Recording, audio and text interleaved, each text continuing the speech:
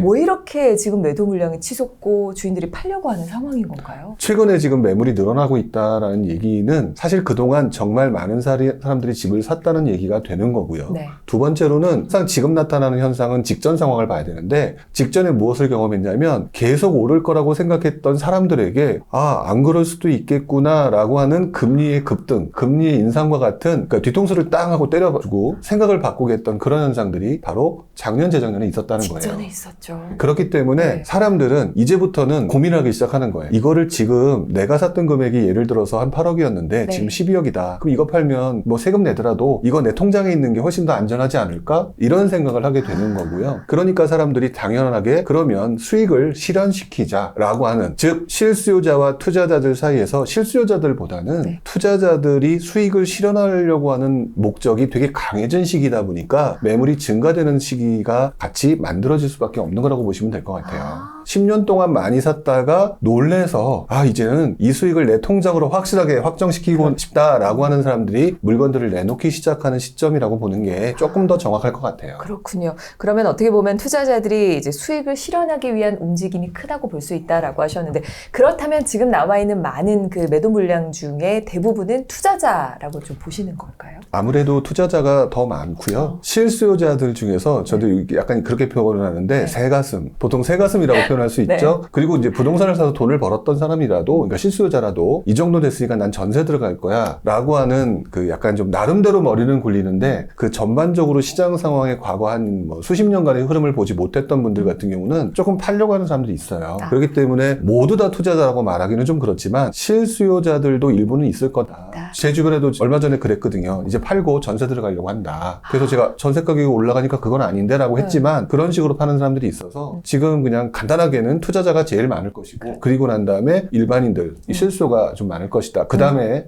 조금 있을 것이다 라고 보는 게 가장 현명한 해석일 것 같아요. 그러면 한편으로 지금 매도 물량은 엄청 많다. 그러니까 파는 사람은 많아요. 네. 근데 사는 사람은 또 너무 적죠. 네. 그래서 거래량이 줄어들고 있다. 거래량은 거의 이루어지지 않고 있다. 뭐 이런 얘기도 나오고 있는데요. 가격이 저렴하다라고 볼 수는 없는 거겠죠? 그러니까 누구는 낮추기 싫고 누구는 뭐 낮추면 그나마 좀 고민해 보겠는데 낮춰서 나오지 않으니까 살까 말까 고민하는 사람들이 있으니 이 거래가 만들어질 리가 없는 거죠. 그렇죠. 그러니까 거래량이 줄어드는 건데 힘겨루기가 계속 이어지는 상황에서 나타나는 앞으로 시장 상황이 뭐 하락이다 네. 아니면 보합이다 상승이다 이런 것들을 이제 방향을 잡게 만들 거예요. 근데 아직은 판단하기 어렵지만 그래도 조금 더 언급을 한다면 직전에 워낙 많이 올랐고 이제 팔려는 사람들이 살려는 사람보다는 좀 더 많은 시장이 아닐까. 그러면은 상승을 너무 기대하기보다는 보합 내지 조금 조정을 받는 쪽으로 생각하는 게 조금 더 맞지 않을까라고 생각을 해요.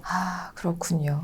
자, 그러면 아무래도 여기에 또 영향을 주는 요소 중에 네. 또 고금리를 또 빼놓을 수가 없잖아요. 금리와도 그렇죠. 연관이 깊은데요. 고금리다 보니까 사람들이 대출을 일으켜서 집을 사기가 힘들고요. 이자가 부담이 되니까 아무래도 그 가게를 운영하는 데 있어서 계속 나가는 대출 이자가 부담스러우니까 또 내놓는 경우도 있을 거란 말이죠. 앞으로도 지금 현재 매물에서 계속 좀 쌓여갈 수 있는 그런 상황이라고 볼 수 있어요. 당분간은 그럴 가능성은 있다고 보여지는데 지금 말씀하셨던 금리가 제가 볼 땐 더 이상 올라가기가 어려워요. 왜냐하면은 이 금리라고 하는 것들은 시장이 불황 상태에 접어들게 되면 금리를 낮출 수밖에 없는 구조로 바뀌어버리거든요. 그러니까 지금 현재 우리는 지난 몇 개월, 한 1년에 가까운 시간 동안 급격한 금리 인사를 겪고 힘들지만 견디고 있는 중이거든요. 그러니까 더 올라갈까 봐 걱정을 하고 있는데 이제 이건 우리 입장이고요. 이 금리를 조정하는 사람 입장에서 보면은 앞으로 걱정하는 거는 시장의 불황이에요. 이 시장 불황이라고 한다면 올린다고 하더라도 약간 엄포 좀 놓고 니네들 함부로 투자하지 마. 엄포 좀 놓다가 한 번 정도 미국 사례 좀 보면서 한 번 정도 올리는 정도 한두 번 하고 금리가 더 올라갔으니까 시장 더 안 좋아질 거 아니에요. 네. 그럼 금리가 떨어질 수밖에 없는 구조로 흘러가요. 작년 초만 하더라도 금리 걱정을 되게 많이 해야 돼요. 그 다음에 지금 올 초만 하더라도 금리 걱정을 되게 많이 해야 되는 상황이었다면 지금은 금리 걱정은 조금 뒤로 해도 된다라고 생각이 들어요. 그러니까 금리 인상 부분에 대해서는 많이 걱정하지는 않으셨으면 좋겠다. 실제로 제가 뭐 저는 대출을 많이 받고 있지 않은데 개인적으로는 제가 2년 전에 70몇만 원인가를 그 이자를 냈었어요. 네. 그랬는데 지금은 거의 100몇만 원을 내죠. 그럼요. 네, 100몇만 원 내니까 되게 부담스러운 거거든요. 네. 그러니까 지금 금리가 올라가는 오른다는 걸 되게 두려워하시는 건데 이 정도가 문제되면 이거는 부동산의 문제가 아니라 이 사람들이 소비를 못하는 상황이 만들어지거든요. 그럼 결국 이건 경제 불황이에요. 불황이죠. 금리를 더 이상 올릴 수가 없다는 상황이기 때문에 아마도 이번에 금리의 추세는 부동산 시장에 악영향을 줄 수 있을 정도는 아닌 것처럼 보여져요. 그러니까 매물이 쌓인다라고 하는 부분이 어떤 면에서는 금리 때문에 쌓인다가 아니라 지금 사람들이 점점 힘들어지기 때문에 또는 일부 사람들은 물건을 빨리 매도를 하려기 때문에 이렇게 해서 매물이 늘어나는 상황이 만들어지긴 할 거예요. 네. 근데 재밌는 거는 예전에 실제로 그랬던 상황이 있었는데 매물을 내놨던 사람들이 매물을 안 팔리잖아요. 네. 그 시점에 무슨 행동을 결국에 취했는 줄 아세요? 매물이 안 나간다는 얘기는 시장에 거래가 안 된다는 얘기잖아요. 네. 그럼 집을 안 산다는 얘기잖아요. 네. 근데 집에선 거주해야 되잖아요. 네. 전세 가격이 움직이니까 전세 가격이 올라가네? 그러면 매물 내놓던 것들을 빼서 다시 전세로 내놓는 상황이 만들어지기도 했었어요. 네. 그러니까 매물이 무조건 늘어난다고 보기에는 지금 시장 상황은 이렇게 됩니다라고 말하기는 좀 어려울 것 같고 네. 매물이 조금 당분간 좀 늘어날 수 있을 것 같다. 하지만 나중엔 또 빠질 거예요. 전세로. 네, 전세로 다시 전환하는 전환하는. 사람들이 만들어질 것이기 때문에. 아, 그렇군요. 지난 한 20년간의 시장 흐름을 보셨을 때 과거에도 이와 유사한 상황이 있었던 적이 있을까요? 지금 시장 상황은 어쨌든 2009년 모습하고 비슷한 거는 사실인 것 같고요. 네. 2009년 모습들을 단편적으로 보게 되면 2008년 금융위기라고 하는 엄청난 충격 때문에 투자 심리가 급격히 위축됐고 그해 말에 정부가 아이고 이거 큰일 났네 라고 해서 규제 완화책을 내보였고 그리고 2009년 초에 거봐 부동산은 살아나는 거야 불패야 라고 해서 많은 사람들이 투자에 들어왔고 그러면서 2009년 초에 급등을 해요. 그러면서 강남 그 당시에 사람들이 선호했던 지역이 버블세븐이라는 곳이 있었는데 맞아요. 버블세븐 그 다음에 노도강 이쪽으로 번져나가는 상황이 만들어지니까 정부가 깜짝 놀래서 뭘 해야 되지 라고 하다가 그러면 지금 사람들은 막 되게 많이 그때도 이전 장에서 워낙 많이 샀으니까 그러면 이 사람들을 잡을 수 있는 것은 대출 규제다 라고 해서 그때 DTI 규제가 나왔던 거거든요. 네. 그러면서 서울 수도권 시장이 위축되는 상황이 만들어졌는데 재밌는 거는 그 시점부터 전세 가격 상승이 표면화되기 시작한 거예요. 그런데 지금 현재는 전세 가격 상승이 표면화되지 않고 오히려 상반기에는 역전세란에 대한 얘기가 되게 많았었잖아요. 맞아요. 제가 그래서 저의 유튜브나 다른 쪽에서도 워낙 많은 분들이 역전세량 때문에 걱정하니까 역전세량 그렇게 쉽게 오지 않을 것 같다라고 제가 그 당시 얘기했던 것도 과거 2009년의 그 상황을 봤었을 때 오히려 전세 가격이 올라갈 가능성이 높지라는 생각을 했는데 지금 서울 같은 경우 보니까 매물이 사라지면서 전세 가격이 올라가고 있는 모습이 좀 나타나고 있어요. 분위기가 또 그렇게 나타나고 있군요. 그러면 우리 부룡님께서는 지난 한 20년간 네. 투자 시장에 있으시면서 이런 상황에서 투자를 하는 게 괜찮을지 예전에 그 시장 2008년, 2009년 네. 그때 부룡님께서는 또 어떤 투자를 또 하셨는지도 궁금해요. 솔직히 말하면 쉬었어요. 아, 그때는요? 네. 왜냐면 네. 그때만 하더라도 이제 지금보다 더 그가 보는 시각이 조금 더 떨어질 때잖아요. 떨어질 때 보니까 사실 좀 두려웠던 것 같아요. 두려웠으니까 그때 제가 읽었던, 그래서 지금 제가 되게 많이 쓰는 용어 중에 하나가 뭐냐면 기다리는 것도 투자다. 그게 제가 만든 게 아니라 네. 제가 베낀 거예요. 어떤 분의, 그 당시에 나왔던 어떤 분의 글 속에서 그걸 보는데 그게 되게 느낌이 왔던 게 네. 그래, 지금 시장이 이렇게 분위기가 나는 빨리 투자해서 돈을 벌고 싶은데 그런 상황은 시장이 올라가는 상황이 만들어져야 되는 건데 지금 그렇지 않은 상황이라면 내가 신도 아니고 전지전능한 사람이 아닌데 이것에 맞춰서 행동할 수밖에 없지 않을까? 그러니까 좀 쉬어야 되는 게 맞고 그 대신 지켜봐야 된다는 생각을 했었어요. 지켜보자. 네, 그런 생각을 해서 그 당시에 저는 초반부에는 2009년, 10년 이때는 쉽게 말하면 완전히 쉬었던 것 같아요. 일단 바라보자. 네, 문제는 그때도 저한테 또 한 번의 시행착오가 있었어요. 네. 왜냐하면 투자자들은 기본적으로 쉬지 않으셔가지고 네. 그때 또 새로운 유행 상품이 만들어지고 또 그 당시 정부 정책에 따라서 그 당시 많은 분들이 또 다른 투자처에 들어가거나 상품에 들어가시는 분들이 있었는데 제가 그 상황을 지켜보지 못하고 간과해서 남들이 돈 버는 거 봤던 그런 기억이 있어요. 아, 그래요? 네, 그래서 저는 뭐라고 말씀을 지금 상황에서 말씀드리고 싶으냐면 저는 그때 분명히 쉬었던 건 맞고 지금 현재까지 유행했던 이 투자를 볼 때는 조금 잠시 쉬면서 시장 상황을 지켜보는 거는 맞다.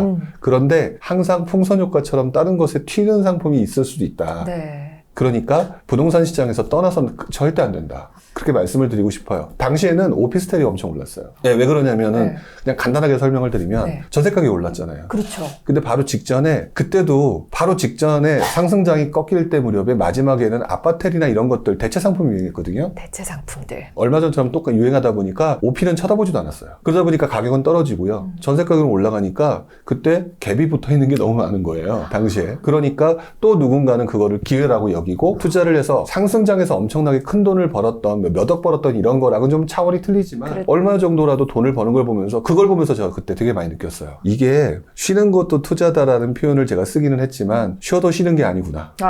투자를 멈추지 않아야 네, 하는. 꾸준히 네. 지켜봐야 되는 거구나. 그리고 투자는 절대 한 상품으로 해서는 안 되는 거구나. 뭐 이런 것들을 오히려 그때 침체장, 좀 시장이 안 좋았을 때 네. 정말 많이 배웠던 것 같아요. 그렇군요. 그러면 우리 네. 부령님께서 지금 2023년의 현 상황이 2009년과 좀 비슷하다라고 볼 수 있다. 네. 당연히 똑같을 수는 없지만 어떤 특정 부분들이 좀 비슷하다. 그리고 그 당시에 투자를 잠시 쉬신 우리 부령님도 있었지만은 투자를 멈추지 않으셨던 분들은 대체제를 또 찾아서 네. 투자를 하셨다는 얘기를 해주셨잖아요. 네. 그러면 2023년 현 시점에도 나는 소액이지만 나는 그래도 좀 투자를 좀 하고 싶다. 아파트는 조금 엄두가 안 난다 하신다면 좀 다른 쪽으로 눈을 돌려보는 것도 괜찮을까요? 아니면 조금 지켜보는 게 나을까요? 저는 그분의 실력에 따라 다르다고 봐요.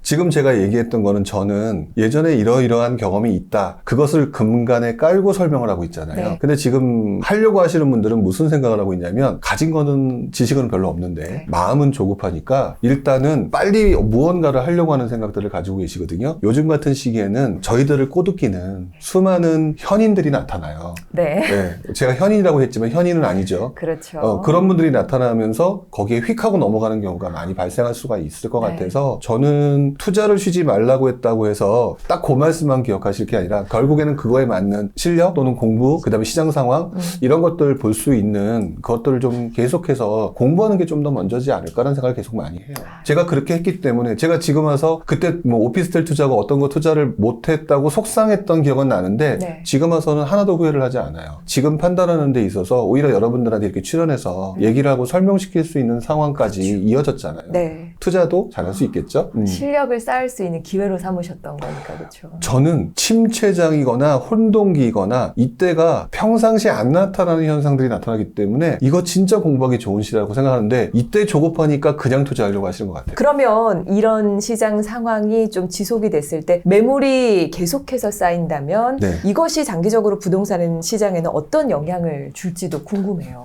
일단 전제가 결국 매물이 쌓인다는 건 시장이 안 좋아진다는 얘기거든요. 네. 그러니까 시장이 안 좋아진다는 얘기는 결과론적으로 얘기하게 되면 바라고 원하는 상승장이 끝났다라고 보는 게 맞을 것 같아요. 네. 일단은. 근데 상승장이라는 게 끝났다라고 얘기하게 되면 이 시점에 대다수의 투자자들은 사라져버려요. 여긴 이제 끝이구나. 하고 네, 빠지는 사라져버리면서 거죠. 다시 주식시장에 기웃거린다든지 뭐 요즘 같은 경우는 비트코인, 코인에 관심을 이렇게 되실 수가 있는데 네.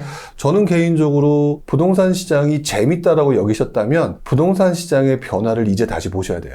왜냐하면 지금 부동산 시장은 결국 상승장이라서 매수하는 시장이었다라고 한다면 이제부터는 우리가 잘 알고 있는 매수를 하지 않으면 결국 사람들은 전세를 들어가서 살기 그렇죠. 때문에 전세가 상승하는 그 시장에 맞는 투자 방법들이 이제 조금씩 만들어지고 나타나고 변형되기 시작할 거거든요. 네. 그래서 아마도 여러분들이 책에서 많이 배우셨을 거예요. 갭 투자. 근데 그 갭 투자 시장을 보면서 나도 이렇게 해야지라고 생각하셨겠지만 네. 그걸 보면 그게 몇 년도였는지를 생각해 보신 분들이 과연 몇 명 있었나 생각이 들어요. 나도 이렇게 해야지 방법만 생각하시는데 그 투자 방법들의 기초가 만들어진 게 바로 2009년 이후의 모습에서 2013년도까지 모습이에요. 그렇죠. 네. 그러니까 어떻게 보면은 이제부터는 또 다른 투자 상품을 이용한 부동산 투자 기법들이 바뀌는 시장인 것 같다. 그러니까 장기적으로는 부동산 시장에 또 다른 투자 패턴이 만들어지고 나한테 새로운 기회가 만들어지는 시장이 될 것이다. 이렇게 조금 긍정적인 부분을 보면서 지금 현재 좀 지루해하신다면 그것들을 좀 견디셨으면 좋겠어요. 이 얘기를 들었을 때는 궁금해요. 네. 그럼 투자 패턴이 과연 어떻게 바뀔 것인가? 아니면 저희 같은 월급쟁이들은 뭘 조금 유의 깊게 봤을 때 이런 투자 패턴을 발견할 수 있을까요? 결국에는 전세 가격 상승과 전세가율의 변화죠. 근데 이렇게 말씀드리면 그래 내년에 뭐가 바뀐다는 거야? 라고 생각하면서 굉장히 큰 기대를 하실 수가 있는데 네. 전세가율의 상승은 혹시 알고 계신지 모르겠지만 아까 제가 2009년부터 어쩌고 저쩌고 이렇게 했잖아요. 네. 2009년도에 서울의 전세가율이 40%가 안 됐어요.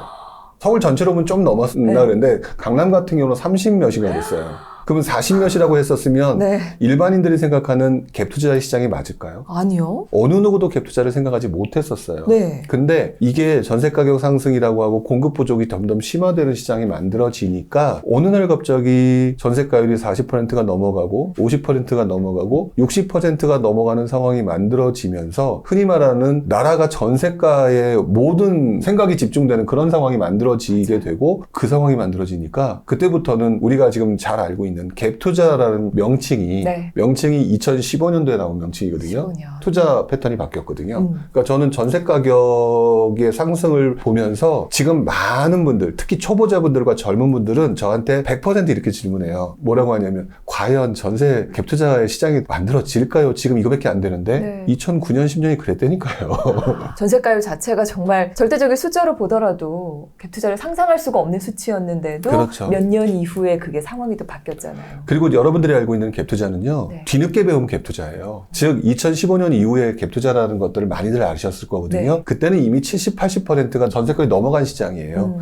근데 그 책을 쓰신 분들은 그 전에 썼을 거잖아요. 그러니까 50, 60 당시부터 그것들을 이용해서 뭐 입주 물량이 굉장히 부족한다든지 이런 것들을 이용해서 투자하셨던 분들이 그런 상황을 만든 거거든요. 전세가율이 70, 80%가 되면 그때 들어가야지라고 하는 생각 자체가 잘못된 생각이에요. 그러다 보니까 지금 사람들이 뭐라고 얘기하냐면 나는 돈이 없기 때문에 나는 지방에 가서 갭 투자할 거야. 이렇게 확정 짓고 저한테 물어보시는 분들이 정말 많아요. 저 진짜 맴매하고 싶어요. 왜 그렇게 말씀을 드리냐면 네. 지금 뭐 지방이라고 하는 부분이 네네. 예를 들어서 광역시라든지 뭐 인구 50만 이상 뭐 이런 데야 그럼 그나마 괜찮아요. 네. 그 정도라면 거기 자체에 유효수가 있으니까 그렇죠. 충분히 가능하다는 거죠. 네. 그 전세가율이 올라가는 시장에 있어서의 처음은 어떤 누구도 70% 80% 투자한 시장이 아니라고요. 특히 이제 서울과 수도권을 기준으로 얘기를 하는 건데 네. 그러다가 계속 올라가는 상황이 만들어지면서 미리 투자한 사람들이 나중에 70% 되고 80%가 되면서 돈을 또 회수하고 투자하고 해서 늘려갔던 시장이고요. 그리고 그 투자를 할 때 이왕이면 여러분들이 전세를 살고 전세 갭 투자를 하려면 좋은 데 하고 싶어요? 나쁜 데 하고 싶어요? 당연히 상급질. 상급지를 하고 싶어 네, 하잖아요. 네. 그럼 또 그렇게 가격이 전세 가격이 올라가면 그 좋은 입지에 전세를 들어갔던 사람들이 내가 더러워서 집 산다라고 또 집을 사러 또 상급지로 가요. 근데 지금 후보자들이 무슨 행동을 보이고 있느냐? 좀 이따가 전세가율이 올라가잖아요. 네. 올라가면은 전세를 살려는 사람도 되게 안 좋은 데 가려고 하는 게 이왕 전세 살 거면 좋은 데 살려고 하기 때문에 좋은 입지에 전세가율이 올라가게 되고 그 좋은 입지의 가격이 올라가면서 매매 차익을 보는 갭 투자에 성공하는 투자 시장이 만들어지는 거거든요. 네. 그 책에 있는 내용의 본질을 그분이 그 당시에 어떤 식의 생각을 갖고 어떤 방향으로 들어갔고 거기가 입지가 좋은 곳이었고 나빴고 이런 것들을 생각을 하는 게 먼저지 다 빼놓고 해서는 안 된다는 거죠.